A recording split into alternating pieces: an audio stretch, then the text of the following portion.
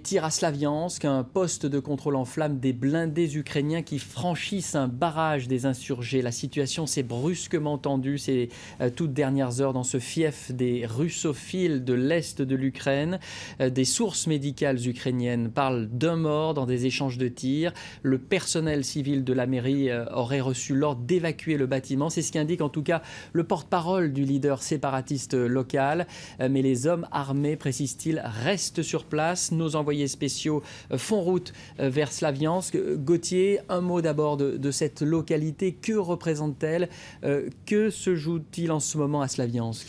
Alors d'abord, c'est un nœud routier et c'est une ville qui est encore l'une des plus grosses productrices de sel d'Europe.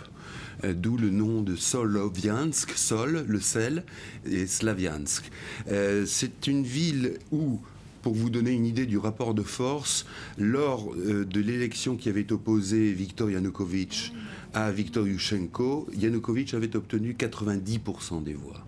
Donc c'est un bastion de cette russophilie, de cet irrédentisme russe que l'on rencontre dans certaines régions de l'Est de l'Ukraine. C'est pas systématiquement la même chose, par exemple à Kharkiv ou même à Donetsk. Là, on est vraiment au cœur de ce nationalisme russe.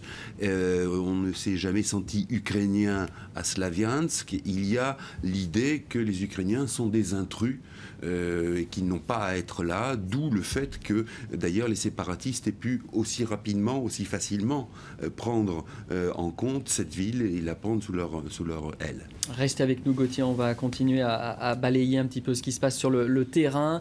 D'autres incidents, d'autres coups de force signalés ce matin en dehors de Slaviansk. Les autorités de Kiev auraient repris le contrôle de la municipalité de Mariupol. Écoutez ce que nous disait ce matin Johan Bodin, notre envoyé spécial à Donetsk.